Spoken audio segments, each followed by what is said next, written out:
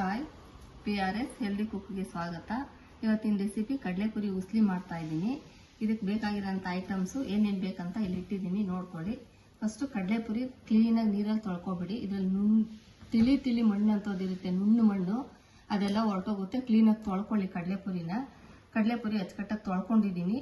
Next ಈರುಳ್ಳಿ, ಕೊತ್ತಂಬರಿ ಸೊಪ್ಪು, ಅರಿಶಿನ ಪೌಡ್ರು, ಉಪ್ಪು, ಕಡಲೆಬೇಳೆ, ಒಣಮೆಣಸಿನಕಾಯಿ, ಇದಕ್ಕೂ ಹಸಿಮೆಣಸಿನಕಾಯಿ ಹಾಕ್ತೀರಾ, ನಾನಿಲ್ಲ ಹಸಿಮೆಣಸಿನಕಾಯಿ ಇದಕ್ಕೂ ಹಾಕ್ತಾ ಇಲ್ಲ, ಕರಿಬೇವು, ಕಡಲೆ ಬೀಜ, ಸಾಸಿವೆ, ಇಷ್ಟ ಐಟಮ್ ತಗೊಂಡಿದ್ದೀನಿ. ಹೇಗೆ ಮಾಡೋದಂತ ತೋರಿಸ್ತೀನಿ, ನೋಡ್ಕೊಳ್ಳಿ ಬನ್ನಿ. ಕಡಲೆಪುರಿ ಉಸ್ಲಿ ತುಂಬ ಈಸಿ ಇರುತ್ತೆ. ನಾನು ಕಲ್ತ್ಕೊಳ್ಳೋರು ಮಾತ್ರ ಈಸಿ ರೆಸಿಪಿ ತೋರಿಸ್ತಾ ಇದ್ದೀನಿ. ಬರೋರು ನೋಡ್ಬಿಟ್ಟು ಲೈಕ್ ಮಾಡಿ ಶೇರ್ ಮಾಡಿ, ಬರದೇ ಇರೋರು ನೀಟಾಗಿ ನೋಡಿ ಕಲ್ತ್ಕೊಳ್ಳಿ. ಆಮೇಲೆ ಇನ್ನೂ ಒಳ್ಳೆ ಅಡುಗೆಗಳು ಮಾಡಿ ತೋರಿಸ್ತಾ ಇರ್ತೀನಿ, ನೋಡ್ಕೊಳ್ಳಿರಂತೆ. ಇವಾಗ ಆದಷ್ಟು ಕಲ್ತ್ಕೊಳ್ಳಿ ಅಂದ್ಬಿಟ್ಟು ಈಸಿ ರೆಸಿಪಿಗಳು ತೋರಿಸ್ತಾ ಇರ್ತೀನಿ, ನೋಡ್ಕೊಂಡು ಕಲ್ತ್ಕೊಳ್ಳಿ ಬರದೇ ಇರೋರು. ನೋಡಿ, ಎಣ್ಣೆ ಒಂದು 5ರಿಂದ 6 ಸ್ಪೂನ್ ಹಾಕೊಂಡಿದ್ದೀನಿ. ಚಿತ್ರಾನ್ನಕ್ಕೆ ಎಷ್ಟು ಹಾಕೋತೀರಾ ಅಷ್ಟು ಎಣ್ಣೆ ಹಾಕೊಳ್ಳಿ. ಸಾಸಿವೆ ಹಾಕ್ತಾ ಇದ್ದೀನಿ. ನೆಕ್ಸ್ಟು ಕಡಲೆ ಬೀಜ ಹಾಕ್ತಾ ಇದ್ದೀನಿ, ಕಡಲೆಬೇಳೆನೂ ಹಾಕ್ತಾ ಇದ್ದೀನಿ. ಸ್ವಲ್ಪ ಬ್ರೌನ್ ಕಲರ್ ಬರಲಿ ಕಡಲೆಬೇಳೆನು ಕಡಲೆ ಬೀಜ. ನೋಡಿ, ಕಡಲೆಬೇಳೆ ಬ್ರೌನ್ ಕಲರ್ ಬಂದಿದೆ. ಈರುಳ್ಳಿ ಹಾಕ್ತಾ ಇದ್ದೀನಿ. ಈರುಳ್ಳಿ ಹಾಕ್ಬಿಟ್ಟು ನೆಕ್ಸ್ಟ್ ಮೆಣಸಿನಕಾಯಿ ಹಾಕ್ತಾ ಇದ್ದೀನಿ, ಕರಿಬೇವು, ಕೊತ್ತಂಬರಿ ಸೊಪ್ಪು ಎಲ್ಲ ಹಾಕೊಂಡು ಚೆನ್ನಾಗಿ ಚಪಾಲ್ ಮಾಡಿಬಿಡಿ. ನಿಮ್ಗೆ ನಿಂಬೆಹಣ್ಣು ಏನಾದರೂ ಬೇಕಂದ್ರೆ ನಿಂಬೆಹಣ್ಣು ಹಾಕ್ಕೊಳ್ಳಿ, ತುಂಬಾ ಚೆನ್ನಾಗಿರುತ್ತೆ. ನಾನು ನಿಂಬೆಹಣ್ಣು ಹಾಕ್ತಾ ಇಲ್ಲ. ನಿಂಬೆಹಣ್ಣು ಹಾಕೊಂಡ್ಬಿಟ್ರೆ ತುಂಬ ಚೆನ್ನಾಗಿರುತ್ತೆ ಕಡಲೆಪುರಿ ಉಸ್ಲಿ.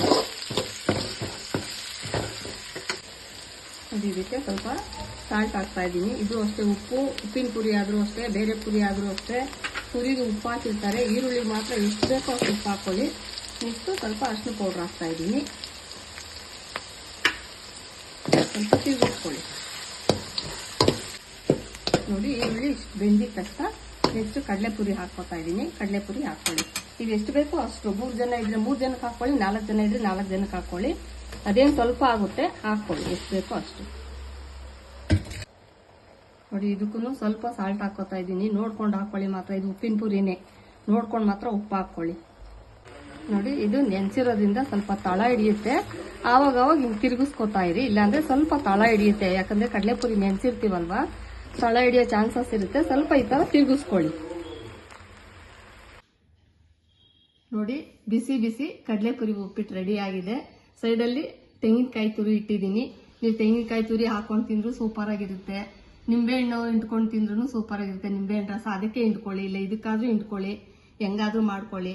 ನಾನು ತೋರಿಸ್ತಾ ಇರೋ ರೆಸಿಪಿನ ಒಂದು 2 ತಿಂಗಳು ಫಾಲೋ ಮಾಡಿ. ನಿಜ ಹೇಳ್ತಾ ಇದ್ದೀನಿ, ಎಷ್ಟು ದಪ್ಪ ಇದ್ರೂ ಸಣ್ಣ ಆಗ್ತೀರಾ. ಗ್ಯಾಸ್ಟ್ರಿಕ್ ಅಂತೂ ಇರೋರಿಗೆ 2-3 ತಿಂಗಳಲ್ಲಿ ಇರೋದೇ ಇಲ್ಲ, ಹೊರಟೋಗ್ಬಿಡುತ್ತೆ. ಆ ಥರ ಇರುತ್ತೆ. ಆ ಥರ ರೆಸಿಪಿ ತೋರಿಸ್ತಾ ಇದ್ದೀನಿ. ನೋಡ್ಬಿಟ್ಟು ತಿನ್ಬಿಟ್ಟು ಲೈಕ್ ಮಾಡಿ, ಶೇರ್ ಮಾಡಿ, ಸಬ್ಸ್ಕ್ರೈಬ್ ಆಗೋದು ಮರಿಬೇಡಿ. ಸಬ್ಸ್ಕ್ರೈಬ್ ಆಗಿ. Okay, bye, thank you.